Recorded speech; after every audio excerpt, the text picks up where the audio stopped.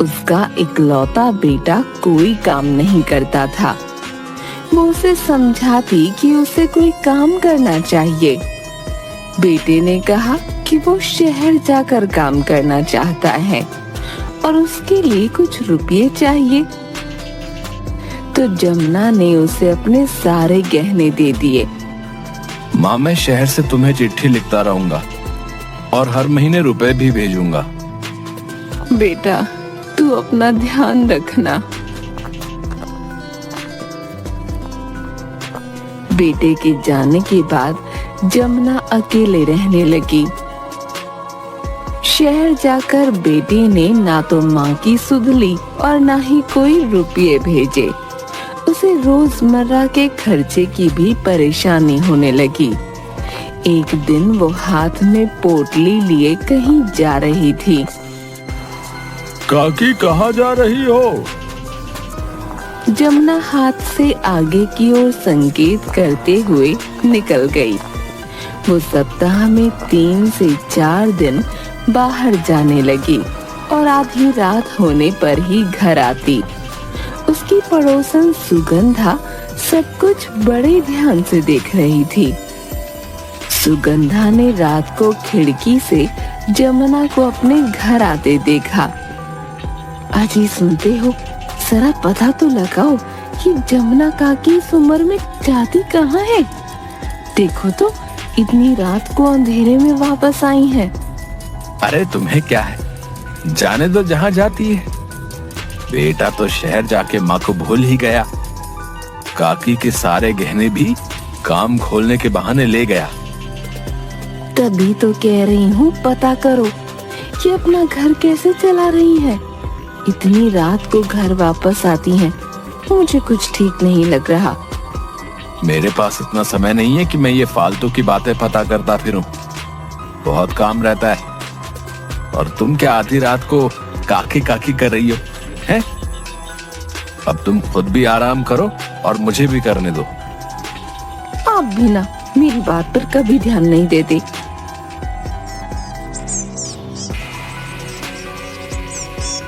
सुबह काकी सुगंधा का दरवाजा खटखटाती है। अरे कौन है इतनी सुबह सुबह, चैन से सोने भी नहीं देते। सुगंधा दरवाजा खोलकर, अरे काकी, तुम आओ, अंदर आओ। नहीं सुगंधा, अभी नहीं, बहुत काम है। एक कटोरी देते हुए, ये ले हलवा, अभी अभी बनाया है, एकदम गर्मा गर्म है। तेरे बिट्टू को हलवा बहुत पसंद है ना, उसे खिला देना। आज कोई अनोखी बात है। आज मेरे राजा का जन्मदिन है। ओहो, आप भी ना काकी उस भगोड़े में अभी भी मन लगा के बैठी हो। बुढ़ापा खराब कर दिया उसने आपका। इस उम्र में जब इंसान अपने परिवार के साथ चैन से रहता है, वो सब कुछ लेके आपको अकेला छोड़ के भाग गया। मैं अपने बेटे से बहुत प्यार करती हूँ। वो जैसा भी है मेरा बेटा है। अच्छा काकी, तुम जाती कहाँ हो? ऐसा कौन सा काम है कि इतनी रात को घर आती हो? अब तू छोड़ दे ये बात, मैं चलती हूँ।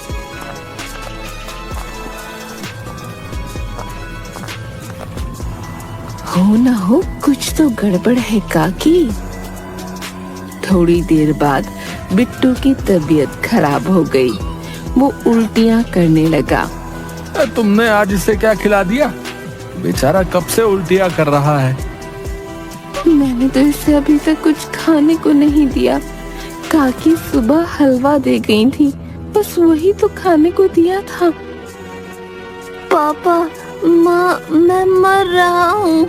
नहीं बेटा, ऐसा नहीं कहते, अभी ठीक हो जाएगा। चल डॉक्टर के पास चल। सुबह तो अच्छा खासा था, पता नहीं किसकी नजर लग गई। आप इसे जल्दी डॉक्टर के पास ले जाइए, नहीं तो इसके शरीर में पानी की कमी हो जाएगी।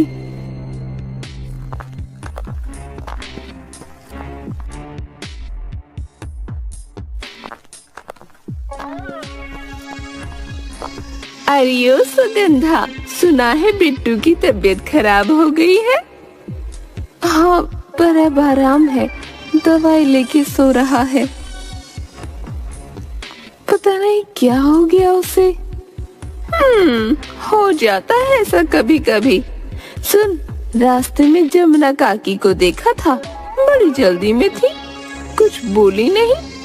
हाँ, पता नहीं कहाँ जाती हैं, आधी रात को घर आती हैं। तू नजर रख, मुझे तो दाल में कुछ काला लगता है। क्या मतलब? मैं कुछ समझी नहीं। मुझे लगता है ये काकी कोई तांत्रिक क्रिया कर रही है। आधी रात को हमारी बाहर जाने की हिम्मत नहीं होती, और इन्हें बुढ़ापे में देखो। परसों रात तो काले कपड़े पहने पोटली लिए आ रही थी। मैंने पूछा तो गुस्से में देखने लगी। पक्का ये बुढ़िया कोई जादू टोना कर रही है। तुम ध्यान रखना।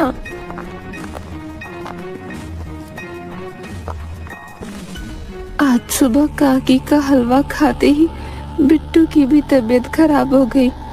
हे भगवान।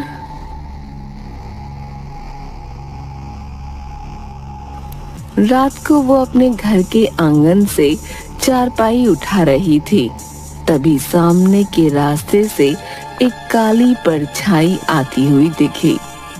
काले कपड़े पहने, बाल खोले, सिर पर मोटी लाल बिंदी और खूब काजल लगाए एक बुढ़िया हाथ में लालटेन लिए लाठी टेकते हुए आ रही थी।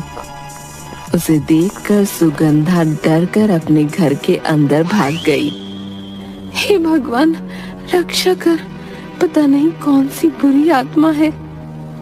उसने खिड़की में से ध्यान से देखा। वो औरत जमुना काकी के घर में गई। अच्छा, तो ये जमुना काकी है। पता नहीं ऐसा रूप बनाकर ये जाती कहाँ है।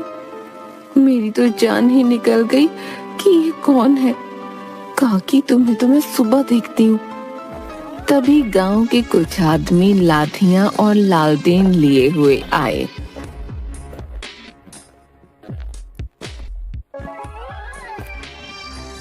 माधव, ओ माधव, जल्दी बाहर आ। सुनिए जी, बाहर कुछ लोग आपको बुला रहे हैं। इतनी रात गए कौन है? माधव बाहर आता है। जल्दी चल हमारे साथ। क्या हुआ, कुछ बताओ तो। कैलाश का बेटा नहीं मिल रहा, उसे ढूंढने चल। 3 घंटे पहले घर से थोड़ा टहलने गया था, पर अब तक नहीं आया। उसे अंधेरे से बहुत डर लगता है। माधव उनके साथ चला गया। हे भगवान, इतनी देर हो गई, ये अभी तक आए क्यों नहीं? सुगंधा, अरे ओ सुगंधा।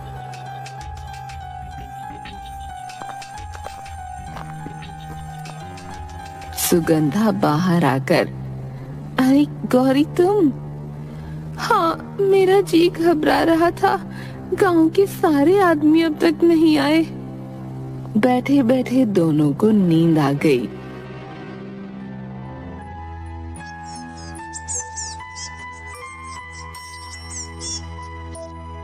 सुबह कैलाश और उसकी पत्नी के रोने की आवाज आई, तो दोनों दौड़कर बाहर गईं। कैलाश के बेटे की लाश पड़ी थी और दोनों माता पिता उससे लिपटकर रो रहे थे। तुझे क्या हो गया? तू बोल रहा था अभी थोड़ी देर में आ रहा हूँ। चल, अब सोया क्यों है? उठना। तभी पुलिस आ गई।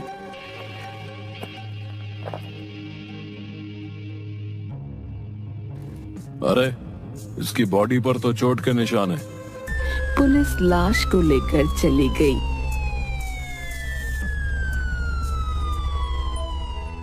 और गांव वाले कैलाश और उसकी पत्नी को संभालने लगे। ये सब कैसे? हम पूरी रात ढूंढते रहे। सुबह थोड़ी रोशनी होने पर गांव की सड़क के किनारे झाड़ियों में मरा पड़ा मिला। मैं जानती हूँ ये काम किसने किया। किसने किया? जमुना काकी ने। मैं आप सबको बताती हूँ। कल रात को आप लोगों के जाने से पहले ये ही आई थी। आजकल गांव के बाहर पता नहीं कहाँ जाती है। कल इन्हें देखकर तो मैं घबरा ही गई थी।